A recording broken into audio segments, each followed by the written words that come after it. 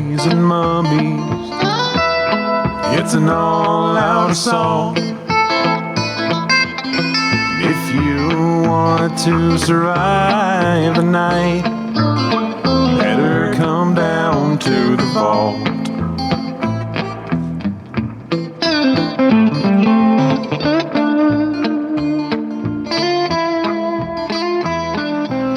Hello and welcome to the VHS Vault. I am Owen Brand. And I'm Katie Cadaver. And today we are bringing you a brand new movie reaction / review. And which movie are we doing this week?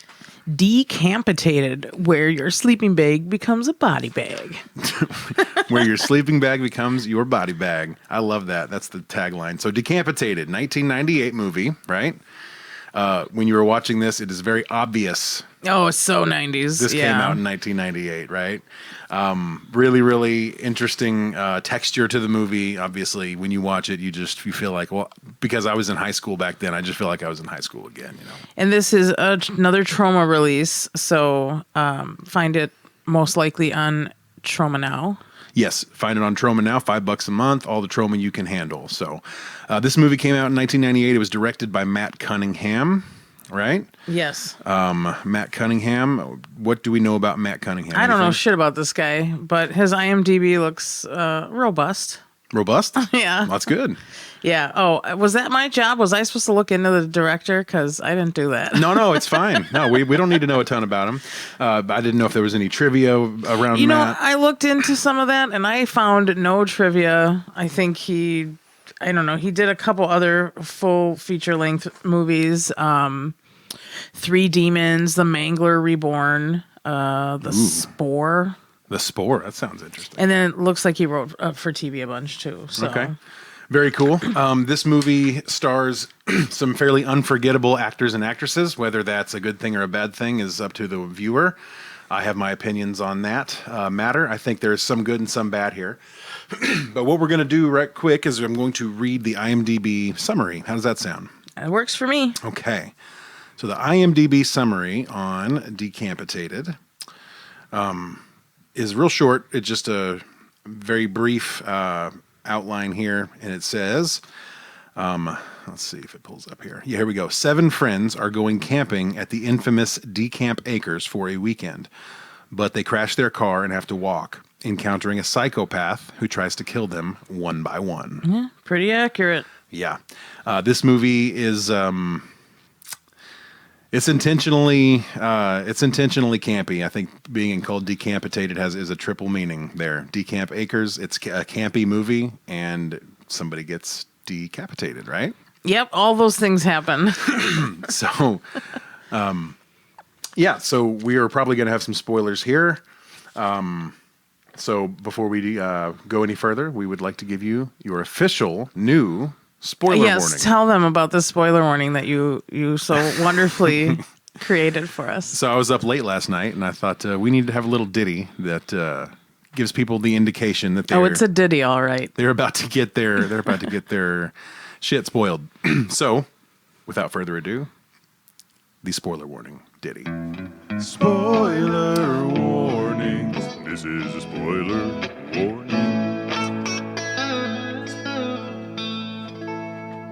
We're going to ruin the movie for you. All right. So let's get into this thing. What are your first impressions of this movie? Give me just your overall first impressions. I was like, this movie's fucking stupid. Yeah, okay. For sure. That was the first thing I thought of. And I felt like that initial kill, we start the movie with a kill or whatever. And that was my favorite part. And it just kind of went downhill from there for me in terms of like the overall movie. Like I was hoping to see more of that and I didn't, but I'm not going to say it was a bad movie, but I was just kind of like, this movie is just fucking stupid. Yeah, it is. It's absolutely fucking stupid. And that's part of the charm for me. It's not a bad movie. It's just a fucking stupid movie. Yeah, and there's nothing wrong with that. So I do have the VHS tape here. Let's take a look at the cover art. So it is Troma Team Video. the initial price on the movie. $60, $59.98. If you could afford $59.98 to buy Decapitated, you would have been able to purchase this and add this piece of art to your collection. Here is the other side. Yeah, the other side has like a different cover, and we're debating what we're looking at here. We're gonna go with a bloody hot dog, I guess, but it also could be a tampon. I'm not sure. I'll try to splice Describe in a it picture. better. Yeah, so I'll try to splice in a picture to perfect. the podcast here. But what time signature are we at? basically, it's a chick holding what looks to be a fairly dried out burnt hot dog, and she has blood all over her tank top. I'm just thinking of like Shark Week gone wild. Oh Jesus, That's what I'm seeing there. But that's awesome. I could be biased. Yeah, the artwork on the cover accurately represents the movie. Although these two chicks here are not in the movie. They're not not in the movie at all. These Who girls the are fuck? not in the movie. They're just some tromettes. They're like, we need more titties on the front of this thing. Yep. Yeah, there was not actually any titties in the movie. There was not. There's like on YouTube, there's like something in front of that movie, like an intro with a tromette who rubs on her titties. So you get a little of that if you're watching it on YouTube. Yeah. But this movie is available on YouTube for sure. with some titties. Definitely with some titties. So I have a similar feeling about this movie. There are things about this movie that I really enjoy, but it's really hard for me to get past how over the top cheeseball it is. And I'm all about cheeseball. I love Redneck Zombies, you know that. But you know what? It's cheeseball in the 90s, and I don't like 90s cheeseball as much as I like 80s. So they use really, really cartoony sound effects for everything. The music during The Killer, can I just say that was my second thing that I was like, what the fuck, dude? Yeah. Like, Yeah, we're going to talk about that for sure. So the intro to The Killer is quite fascinating, which we're going to talk about here briefly, and we'll play you a short clip. But let's kind of talk a little bit about the movie as a whole. So, movie kicks off with the two main characters, or two of the main characters, Garrett, who is played by Mike Hart, and his girlfriend Never April. heard of him. Yeah, his girlfriend April, who is played by Christina Patterson. never heard of her. No, Never. So Garrett is an interesting character. He looks like he came from 1998 or maybe even Totally. 1994. You know? He's got long blonde hair with an undercut, so very, very Seattle. Movie was filmed in Colorado too, but he looks like he's straight out of Denver. Yeah, He's a Denver guy. yeah, he's a Denver guy. And they start off, they're in a travel agency, and they are trying to get This some is information. why this movie is so fucking dumb. Who goes to a travel agent about a camping trip? You dumb motherfucker. Right. No wonder you got killed, you idiot. So they go to this travel agent, and it's in a dark room with thunder and lightning going on. And he says, we want to go on a vacation. The guy's like, well, what do you want to go on a cruise or something like that? And he says, no, we kind of want to go camping. And the dude said, you don't need a travel agent to go camping. You just go, right? That was a pretty funny spot right there. And so then they ask for, hey, do you know any place we can go camping? What's a great spot for us to go camping? And the dude recounts to them that there's this one spot he knew about from a long time ago, and he couldn't really recall the name. And then it comes to him, and it's called Decamp Acres. And that's where the movie kicks off. We move from there into a couple other spots, but let me know what your feelings were on the how they start this movie off in the travel agency. Dumb. Stupid movie starts in a stupid way with some dumb idiots going to a travel agent about a camping trip.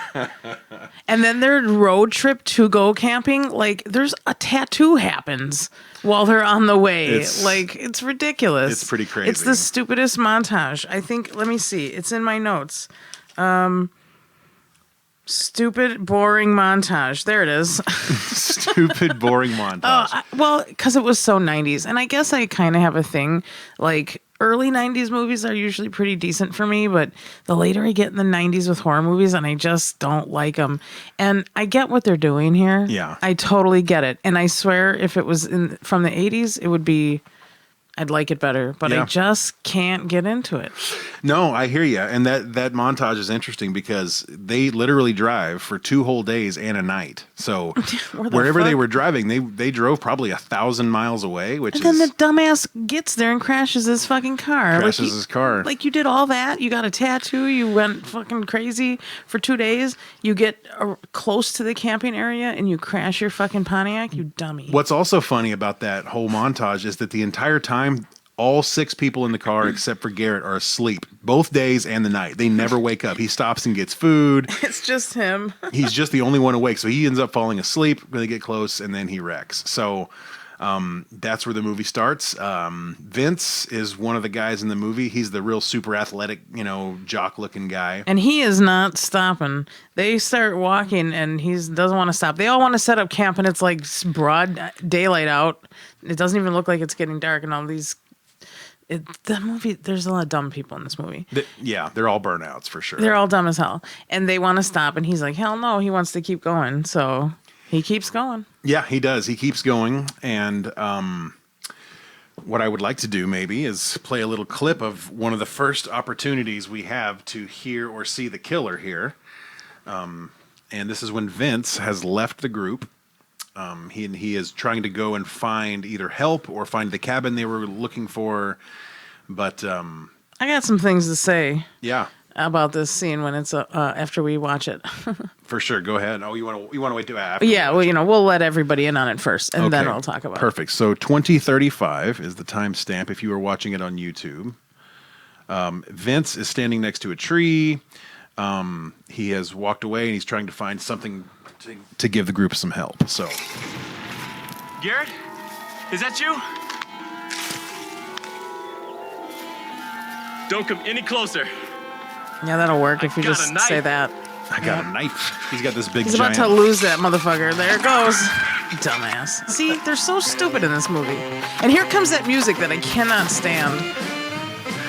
The killer This is ruins skipping. it for me. He's skipping through the woods And here. I'm okay with that. It's the music that throws me All right. off. Fuck this music.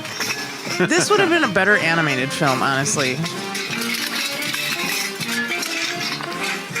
This movie would have kicked ass if it was a cartoon. Yeah, I agree.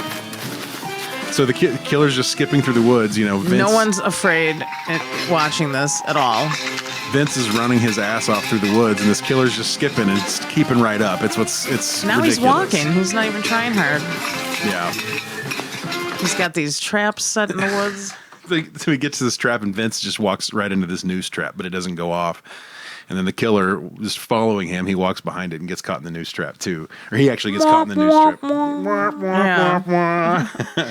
Yeah. Yeah. So, so right after that, what happens to Vince? He gets he He meets finds the somebody. cabin, right? Or no, he finds our.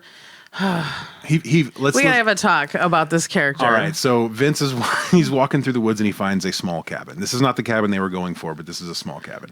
And Well, he sees a figure. Yeah, there you go. A female figure in a long, sultry black dress trying to chop some firewood. And he immediately puts on his suave face and thinks he's about to get lucky. Walks up and asks if she has a phone, and she asks him to follow her inside. The whole time facing away from him, so we don't get the full frontal view.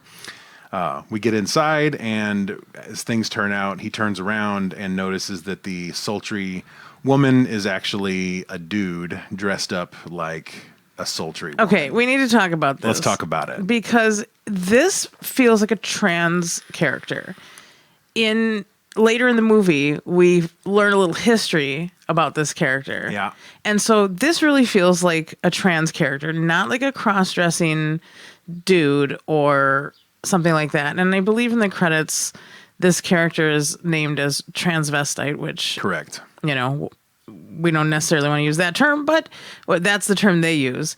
So I feel like we can call back to a movie that we've already covered in Redneck Zombies and how they handled a perceived trans character in a better way than this film did, because this is played fully for laughs. Yeah. This character is, it's funny that, oh yeah, it's clearly a dude and this is hilarious, But if we look at Redneck Zombies and the way I mean, really the joke there was that people were going along with it, that nobody really had a huge problem with the fact that a male character wanted to be called Ellie Mae. And I feel like that movie handled it better and more sensitively, and it held up.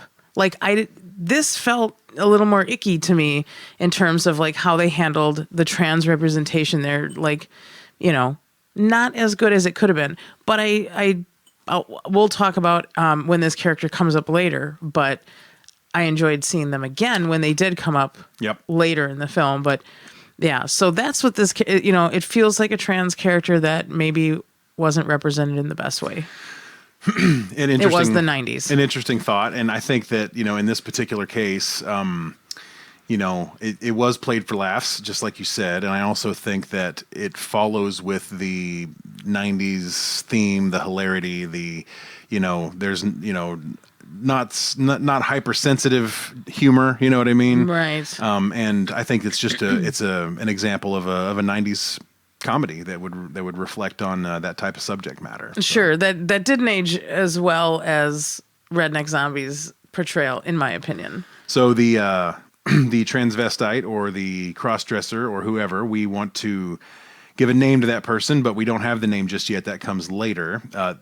They take Vince hostage, right? Right. Ties Vince to a chair. I'm going to make a man out of you kind of thing. I get very Frankenfurter vibes off of this character and very Rocky Horror Picture Show kind of feeling. Yeah, I'll buy that. So then as that's going on,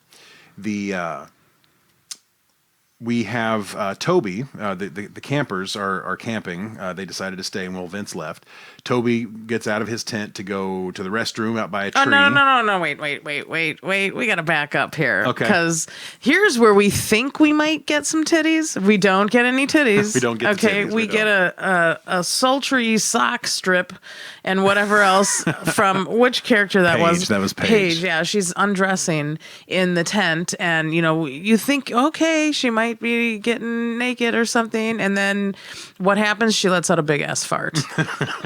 And that's what evacuates Toby from the tent to go take a piss. Yeah, so that's what he does. He not too pleased about that situation, goes out, and then all of a sudden you just see this flash of something across the screen, and you hear something gurgle in Toby's throat, and then he turns around and walks back to the tent, sits down, and as he does so, arterial spray begins to fly from his neck, getting all over Paige from head to toe. It's very comical, the amount of fake blood here. Oh yeah. And how do they rectify the situation? So this is another part of this movie. These dumbass motherfuckers. This is another part of this movie that I love and hate at the same time. So they use duct tape for everything in this movie. And in this particular case, she just duct tapes his neck so that it stops bleeding. He can no longer speak, so he has to write everything down. And they get it wrong. And it's written down. That makes no fucking sense. Right. That's how stupid this movie is. And that's, I have something to say about that too, though, because I found that hilarious. Like every time he would write something down, they would misread it. Yeah, like what the, and it would rhyme with what he actually said. Right. What? And I do have some trivia coming up about that actually, which will be quite interesting. I hope. Oh, okay.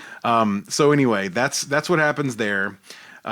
Then they all decide to stay in the tent together that night because they're all afraid of the killer, right? In the morning, they wake up and they become accosted again by this murderer. And at this point, April, who was the girlfriend of Garrett, the lead character, the guy comes through with his machete and just slices her arm off. Yeah. And I do have a clip for this too. Yeah, let's play the clip of the arm getting sliced off. So you won't hear a ton, but this is another one of those examples where you have the killer coming through with that ridiculous music. He just comes through with his giant machete. I really didn't like that music. Did you? It's almost carnival-esque, you know? It's like show tunes. Yeah. It's not even good shitty music. That's one of the things that I'll have to say. Like, music in a movie affects me, and if it sucks, it doesn't put me in a good mood. I'm not going to say that this is a bad movie, but there are choices that were made that I wouldn't have made. Okay, I respect that. So here's the scene where April gets her arm decapitated. Okay. Can't Candace, if you expect to have any fun on this trip, you're gonna have to have a positive attitude. I mean, really, what else could possibly happen? Yeah. Bitch gonna get your arm sliced off. There it goes. Swings the machete, her arm just flies off. Arterial spray again. This music is so bad. She knees him in the sack. Yeah, she gets him in the balls and he goes down. Like, what the hell? That killer sucks. So she runs off, and then she realizes she forgot her arm, so she turns around and goes and gets her arm. It's very realistic. Not. And the killer's just skipping through the woods with his machete with the music playing. I hate him. And I don't even hate him because he's bad. I hate him because he sucks. And I still hate him when the mask comes off, too. He's wearing a stupid, I don't know. We gotta describe how he's dressed. Like a dude who's, fly fishing or beat catching or something. So April picks up her arm and beats him with it. I'd beat the shit out of him with my arm, too. And how's she holding it? Just with the one hand? Yeah, and then she puts it in her backpack like a samurai sword. Oh, gosh.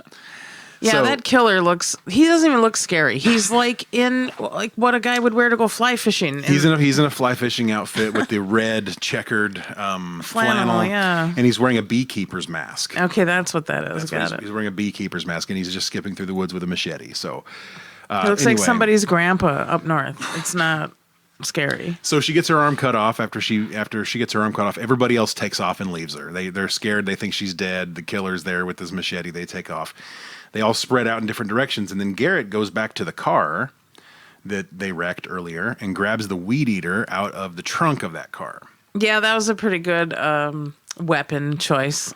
So he takes a bunch of duct tape and he makes a strap for this weed eater so he can carry it around his neck like a guitar strap. And he decides he's going to go find this killer and chop him up with this weed eater. Meanwhile, the killer finds Roger, and Roger is one of the more forgettable characters. Roger, Not after this. yeah. So what happens here is Roger gets impaled with a syrup tap, right? So if you've ever done maple syrup collection before, maple sap collection before, you have this big tap with a bung on it, and you stab it into the tree. With and a what? A bung on it. A bung? Mhm. Then you Got it. open up the valve, and it pours the maple sap out. So he gets stabbed in the abdomen with this thing up against a tree. Apparently, it goes through his body and into the tree, and the killer opens up the valve, and he's just gallons of blood coming out of the tap. And he lives through it. Ladies and gentlemen, he lives through it. Nobody knows that yet. Well, I just spoiled it for everyone. That's all right. We did the spoiler warning earlier. That's right. We're going to ruin the movie for you. We're going to ruin the movie for you. So far, Toby has had his throat slit. April's had her arm cut off. And Roger has been impaled with a syrup tap. So after that, Garrett is walking through the woods with his weed eater and finds the guy. And actually, right before he finds the guy, he's swinging it around, telling him to back off. And he ends up running the weed eater into his foot and slicing his toes and the top of his foot all up real bad and bleeding like Dumbass. crazy. Fucking idiot. Yeah, he just kind of just drops it down and slices his foot up. Amazing.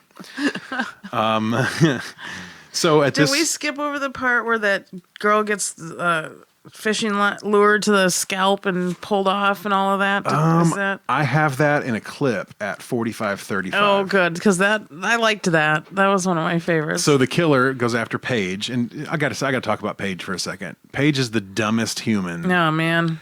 She's the dumbest dummy of the dummies.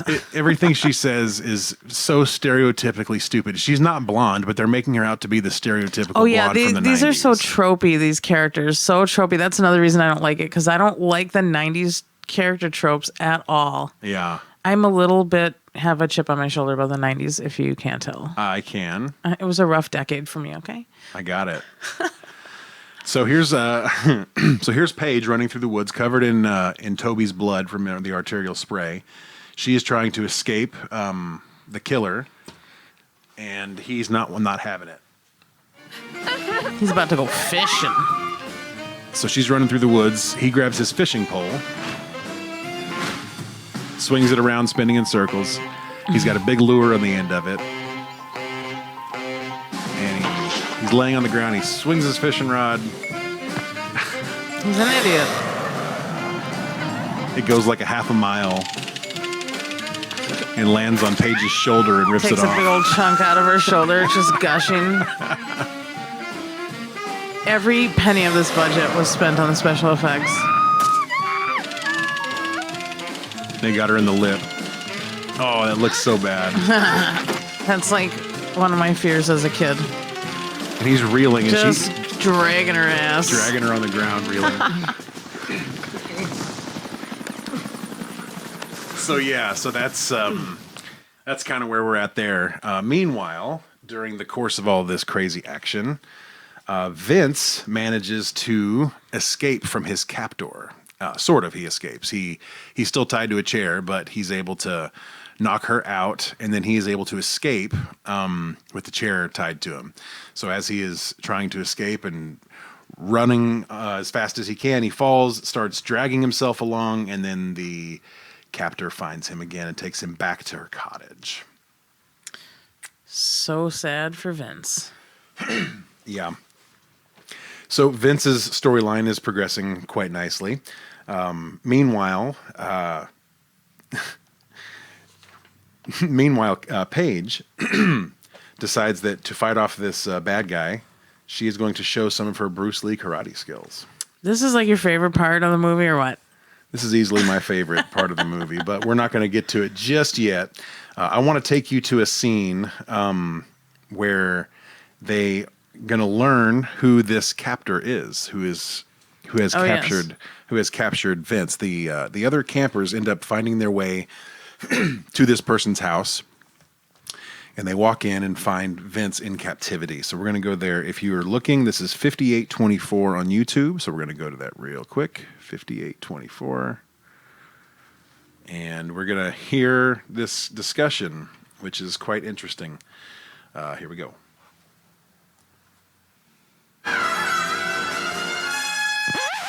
Why did you kill April and Roger? And how did you get into that dress so fast? Look, I swear I didn't kill your friends. I swear. Then why do you look so familiar to me?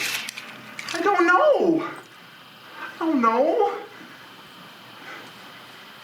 Wait a minute. We played high school football together.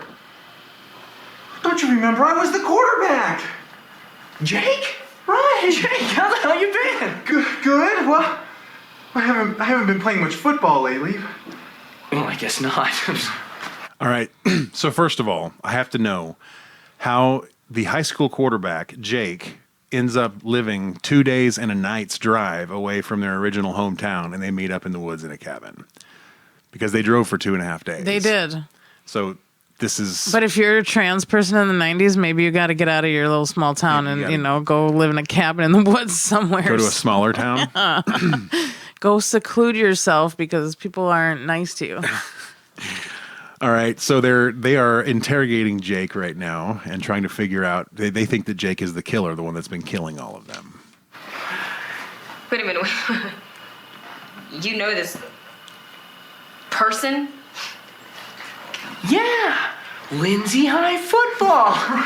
Say, hey, do you remember the cheer? Hey! Oh, ice cold beer makes you want to cheer. Ice cold wine makes you feel fine. Ice cold duck makes you want to, fight.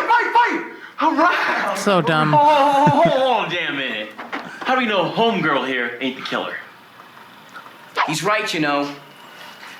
I swear I didn't kill your friends. If you're not the killer, then where's your head? So another thing I got to backtrack to here. When Garrett, after he cuts his foot up, he actually is able to cut off the hand of the killer. Oh, yeah, that's right. And so he cuts off the hand of the killer, and the killer picks up the hand and leaves. And so at this point, they're looking to see if Jake has hands, and apparently Right. Jake does have hands. It's right here.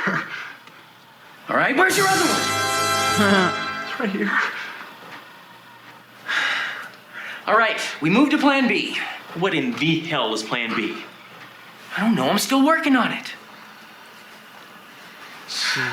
Earl, I need some air. Right. Get out of there. Are you at least working with the killer? No. You ever heard of the killer? No. You know, Jake, the real irony here is, in the yearbook, I was the one they said would dress and drag and move through the woods. Wow. The yearbook most likely to's. Yeah. Jeez. That's pretty messed up. Anyway, that's hilarious. So after that, there's something that I want to share with you. We had talked briefly about the writing down of stuff. So the guy, Toby, is writing stuff down. And every time that he writes something down, they get it wrong, and then he has to rewrite it. But there is one in here. There was one of those jokes that got cut because it was deemed inappropriate for Decapitated. Oh boy. So on my VHS tape, when it gets to that point in the movie, they actually just cut the audio. Shut up. There's no audio in that. So it plays out, but there's no audio. There's no voices. You can hear the music, Wow. but they cut the audio completely out. But in the YouTube version, they put it in, and you can tell how terrible it sounds because it sounds totally different than the rest of the movie. But either they found the original audio or they re-recorded it from the script because the script still has the joke in there. So we're going to play that joke, and it is a misread of something that he says, and you'll hear that here in a second. It's at 107:39 if you're watching on YouTube. So 107:39. Let's go there real quick. And he writes this down, and then you'll hear it. It doesn't sound good, obviously, because Coming through with that trivia. So listen to this. You'll kind of hear this, and I'll explain it afterwards. You know, Garrett's right. We're just sitting ducks here. Well, I'd rather be a sitting duck than a cooked goose. No thanks. I don't want any juice. And there's Paige, of course, being stupid. Yeah. So you hear how this audio sounds, how the voices sound. Listen to when it gets to this part, you'll hear a very significant drop off in quality of sound. So we're gonna play this, and then you'll hear it. Well, I'd rather be a sitting duck than a cooked goose. No thanks. I don't want any juice. Here he's writing. Now listen. Somebody needs to get raped here? What? Pervert. Come on. All right, who's in the best shape here? Okay. So he was trying to write who's in the best shape here because they need to send somebody out to go get help. But the joke was they misread it as somebody needs to get raped Oh, here. yeah. Mm-hmm. So they cut that out of the original movie when they released this, but then this guy, obviously, whoever uploaded this, re-edited it back in. So that's an interesting piece of trivia, and that's why that particular section sounds so weird. Yeah. Oh, wow. Look at that. That was a deep dive trivia point there. That was deep. Now, there's something else kind of weird that I wanted to put on here as well. It's at 104:10, so just before this. Speaking of really odd things in this movie, there is a scene here that I can't figure out. It's when they first get to the cabin, and they're sitting on the couch, and listen to what you hear in the background. This is really odd, and it doesn't have any place in this movie. I can't figure it out. They're sitting at a cabin in the woods, and this is what we What hear. do you want from me? Guess what? No air conditioning.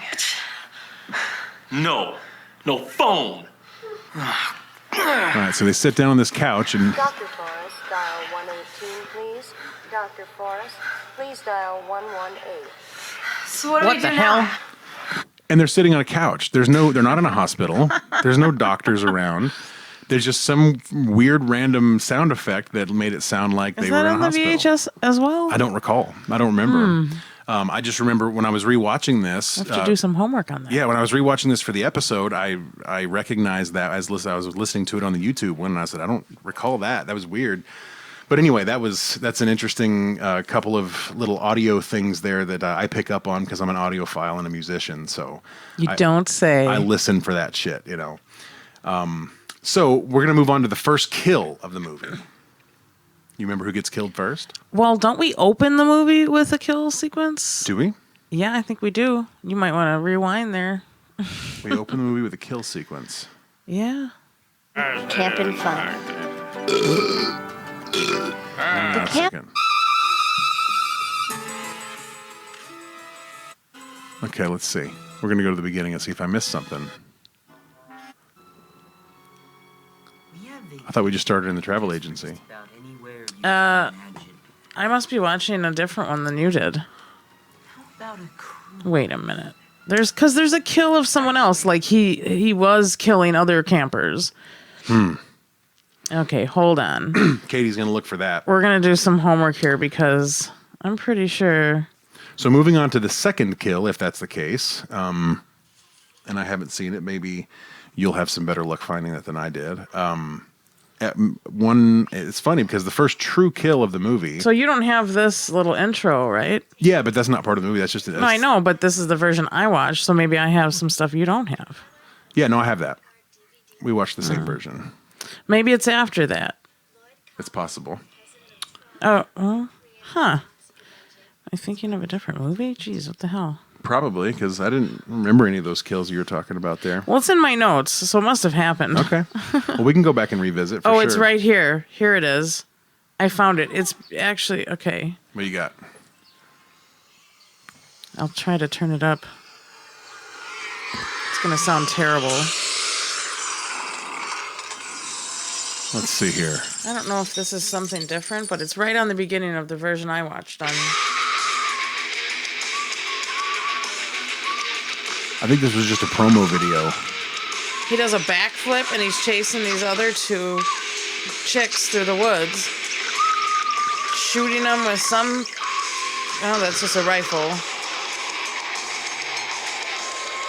Interesting. Gets one of them. The other one keeps going. He's skipping through the woods. She gets her foot in. Oh, killer falls down. I'm pretty sure the chick get her foot in the bear trap. Yep.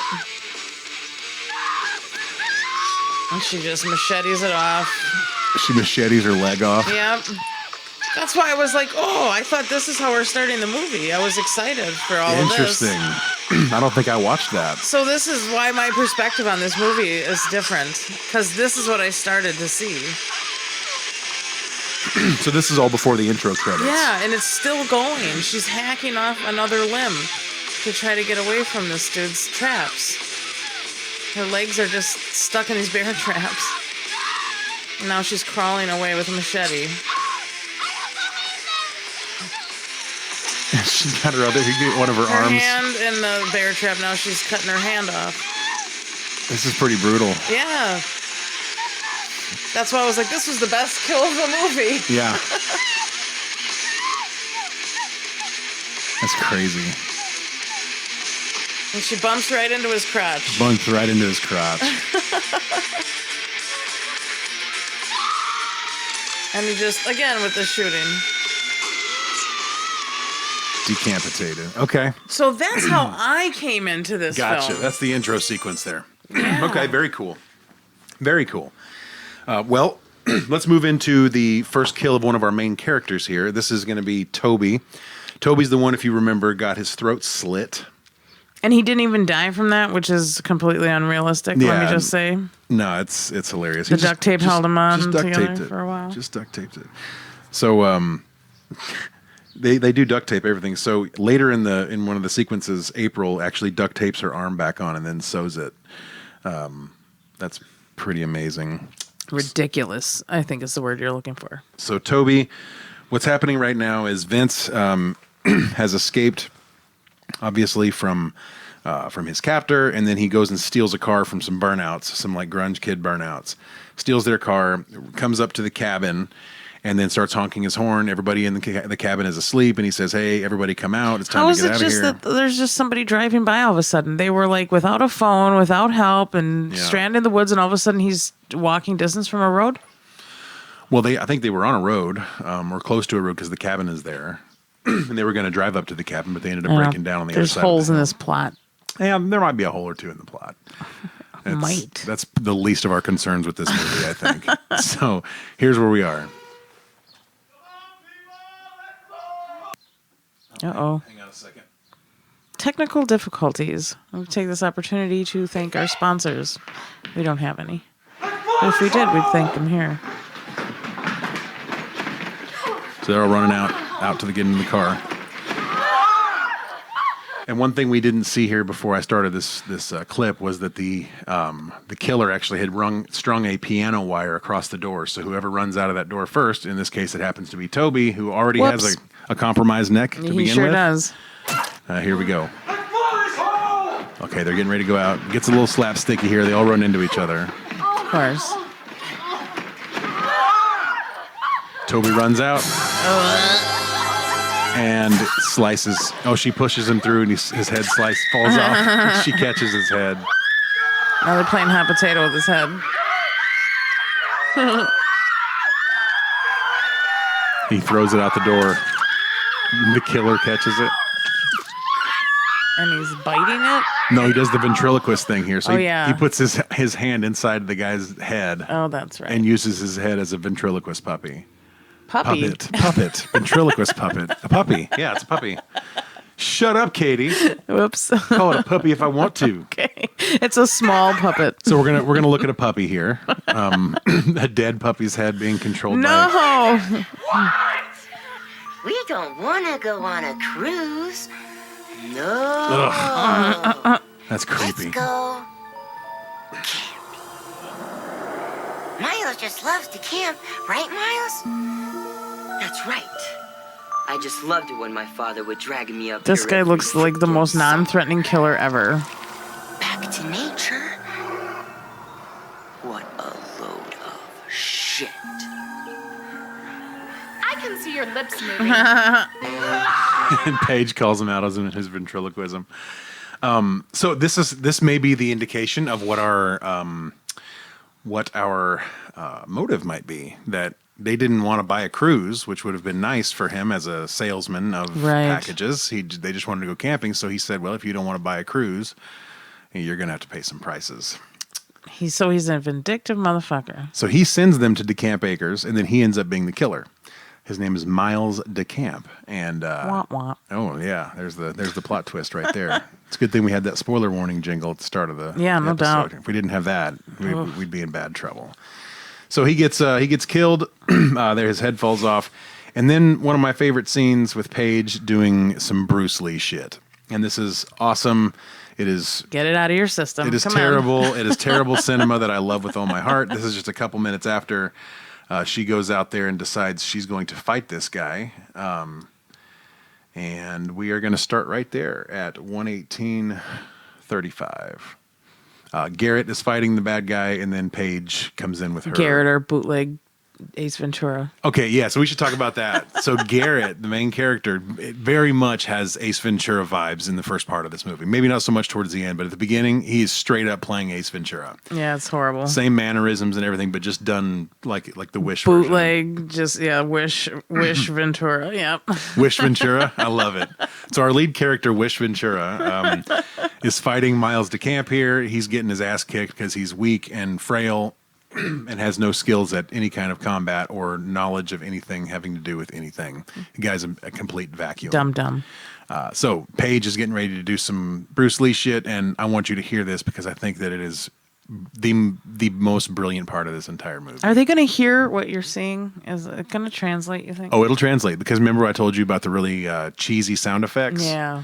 Whenever she does an air kick, it's going to sound like she's kicking somebody. Gotcha. Yeah. That All kind right. of thing. Fair enough. Here we go. The soundtrack is killer. Plenty of gas. So Garrett is fighting the bad guy, and then Paige jumps in here in just a second. Paige! Stay there! Stay there!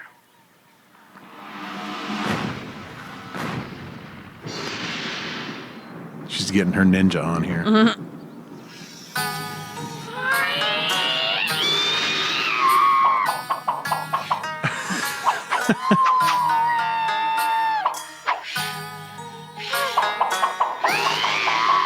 She's literally just jumping up and down, moving her hands around. It doesn't even look like ninja stuff at all. No, it doesn't. Looks like what my 8-year-old daughter would do. Ninja stuff. Exactly. Just punches him out. And he flies off his feet.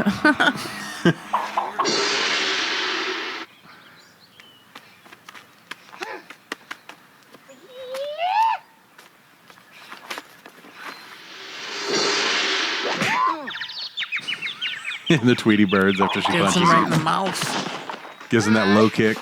That Chun-Li low kick. The roundhouse. So she kicks the crap out of him, and then for some reason, while he's out, they don't kill him. They just because they're dumb. They just leave him alone and they walk away.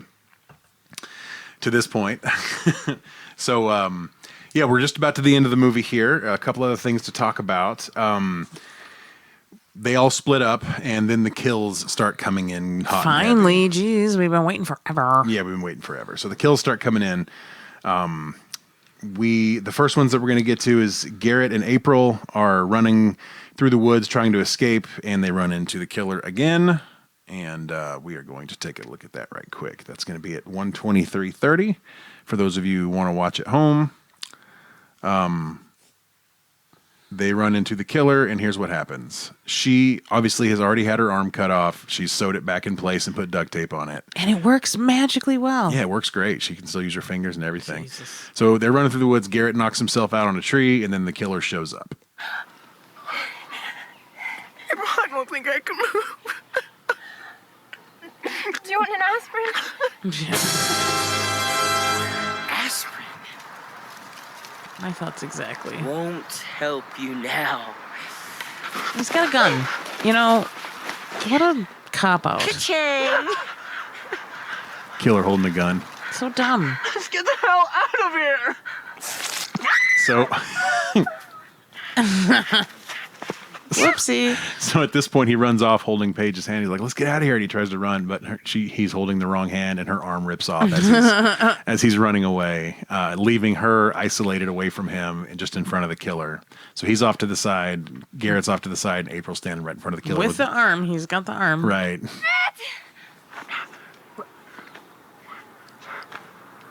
Sorry. No.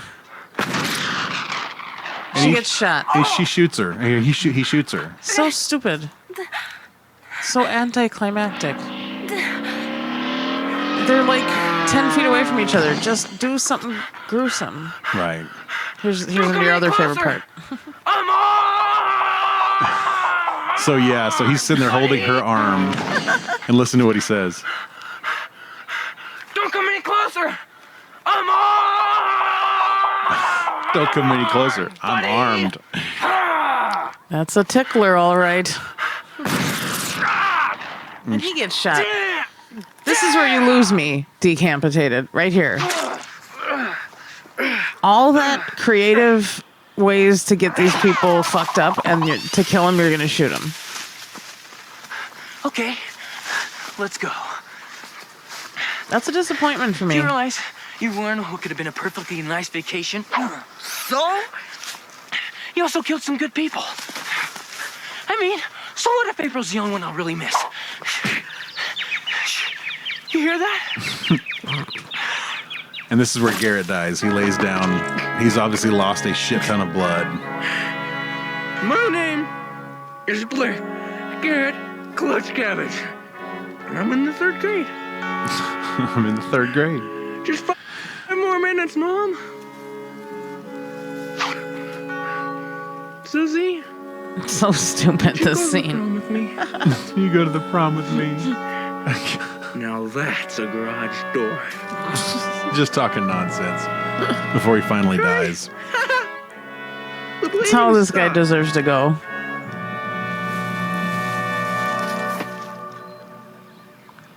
And he's dead. So before we get to the very, very end of the movie here, I have to say something real quick before I forget. The two characters, Garrett, played by Mike Hart, and Amy Gordon, who plays Candace, are the two most annoying characters in the history of film. Candace is the worst, bro. The worst character ever. It's not even close. Everything she does is so exaggerated and over the top, and she's angry constantly, and she's always given... She's that trope, that 90s bitchy friend trope. So bitchy, just rolling her eyes at everything. It's just, I mean... she's not a good character. And then Garrett, obviously, with his Ace Ventura shit. Like, those two characters bother me a lot. So I wanted to get that out there before I forgot to mention it. So Good. Share your feelings. I did. I've shared my you. feelings, That's and I feel better now. Good. So we're towards the end of the episode now.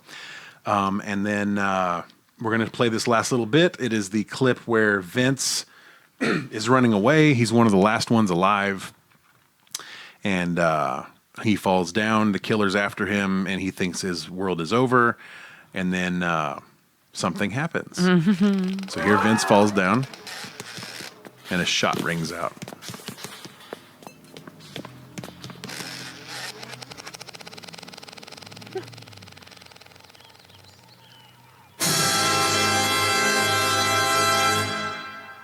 It's a hand. It's a bloody hand touching him. He throws it off. And he has to count his hands. He's like, whose hand is that? I have 1, 2.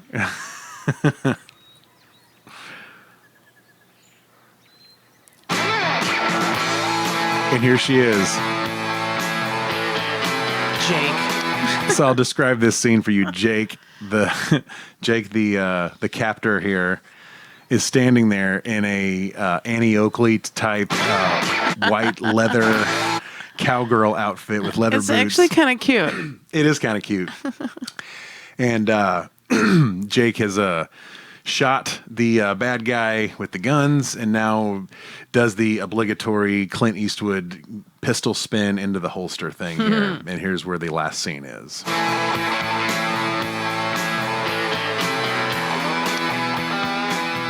Smoking a Clint Eastwood cigar. That's right. Cowboy.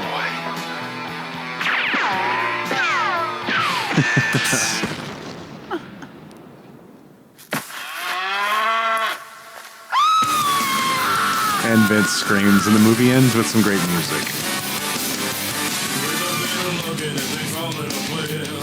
At least our trans character was the savior, saved the day. That was nice.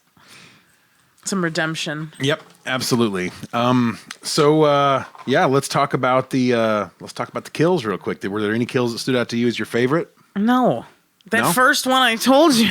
Okay, that's fair. The intro one that I thought was part of the movie that apparently was not part of the movie, but that was the best. Okay. See, there was a lot of false kills in this. There was. And I actually kind of enjoyed that because every time somebody would be killed, quote unquote, they would come back.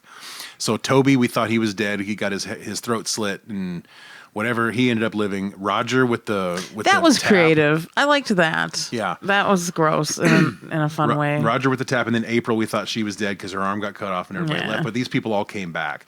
The actual kills, Toby got decapitated. What were the other ones? You remember?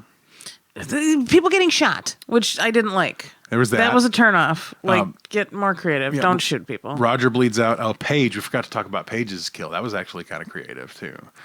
She was running down the hill at Vince, I believe, who was checking the dipstick in the car, and he was holding the dipstick, and she runs down as he turns around, and she impales herself on the dipstick. Yeah. Okay. Yeah. More of those, please. Yeah, and she died there. Let's see. It's like if you're gonna be slapsticky and goofy about it, follow through on the kills. Don't shoot people. I agree, because the last two kills with Garrett getting shot and April getting shot, that kind of sucked. Yeah. It was weak. Mm-hmm. Weak ass shit. I agree. So tell me what your thought were on the practical or special effects. I think that's where their entire budget went, honestly. Yeah. Like, stuff looked pretty all right. You know, they did some wacky shit, and it looked good for what it was. I was pleased with that. It's probably the highlight of the film for me, as the practical effects. Yeah, and again, this was obviously played up to be, campy, and it wasn't designed to look super real. I mean, obviously they're duct taping limbs back on, but I thought that the way they did it, the way it all sort of was done and played out was very compelling and engaging. Yeah, that was the most interesting part of the movie for me. So Definitely. For you, that would be your favorite part of the movie then, would be the practical and special effects. Yeah. Okay. I would say so. I think my favorite part of the movie is going to have to be the one-liners, like the "I'm armed." That was a big one. Those cheesy one-liners. There's some just cheesy stuff in there, and even though some of the cheesy stuff threw me off, I think that I kind of like the cheese, man. That was my favorite part of the movie. Fair enough. Least favorite part of the movie for you? I know you talked about the music with the killer. You talked about the guns. What's if you could say the worst possible thing about this movie that you like the least? What would it be? Oh, there's so much to choose from. I really think the music during the scenes with the killer, that got me, like, took me out of it. You know, it was like I couldn't, not that I needed to take it seriously, but I think of like, other movies that have done it better. Like, for example, if we're talking about a movie that sort of spoofs a slasher flick, like the better movie for me for that is going to be Behind the Mask, The Rise of Leslie Vernon. Like, Okay. That is a movie that does what this movie was trying to do, but does it successfully and keeps it sort of where it's like, it's fun, it's ridiculous, but it isn't fucking stupid. Yeah. Which is like, I think the music just took me there. It's like, oh, now it's just stupid. And our killer was just stupid. And he was just behaving stupidly. Some of the kills and some of the false kills were awesome. Yeah. But the follow through just wasn't there for me because of that. Like, it just, music kind of sets the scene. And I didn't like the scene it was setting. I hear you. I think that some of the other portions of the music, though, were really, really good. Like, there were some good bands. There were some really good bands in this soundtrack. Do you have... Yeah, I got a whole list of who's on the soundtrack. H2O, Strife, Hatebreed, Candria, Overcast, Will Haven, Sheer Terror, Flack. Yep. Calliope, Ronald Stein, Dave Allen, and the Arrows. Tons of music on this one. Yeah, there's a ton of music on this one, and I really like the way they interspersed it in. I kind of would have liked to have had more of it, as opposed to, the circus music we got. Yeah, with no the, shit. with the I wasn't killer. into it. I could take some Hatebreed during that scene. Yeah, no kidding. For sure. Yeah, and I think that for me, the worst elements for me, I would have to say, are going to be Candace and Garrett's Ace Ventura, Fake Ventura, Wish Ventura, whatever we're going to call it. All of them things. I just couldn't. The whole thing throughout the movie, like there were so many things I liked about the movie. I just couldn't deal with that. It threw me off, and I didn't dig it. Yeah, I feel you.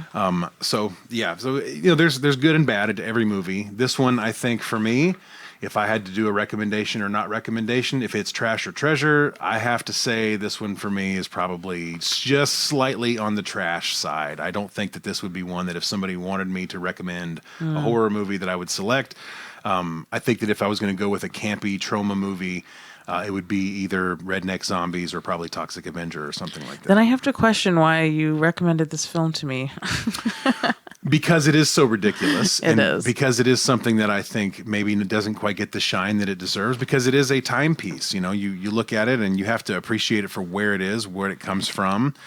And it's one of those movies where, maybe after my second or third time watching it, I changed my mind on it. I think the first few times I watched it, had a much more favorable opinion of it.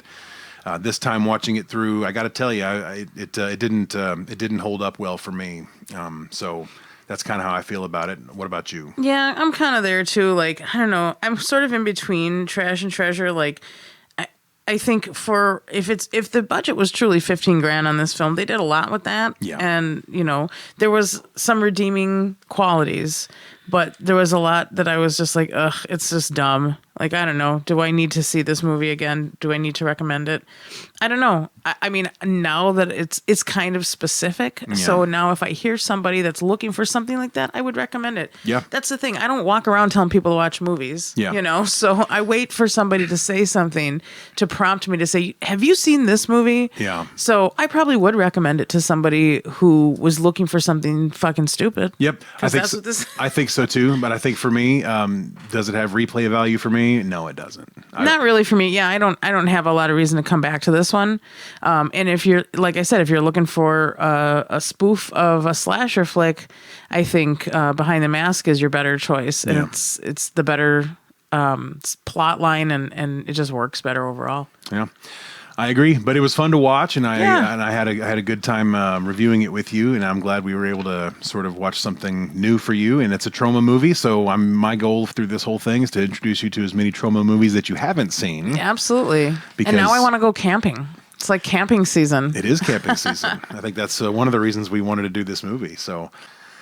Well, very good. Well, thank you guys for tuning in and having a listen to us again. And this is the VHS Vault signing out. I am Owen. And I'm Katie. And have a wonderful day, and we'll see you on the next episode. Bye. We've got wooden stakes for all the vampires. And you can melt those zombies with salt. We've got silver bullets for the wolves. We've got it all down in the vault.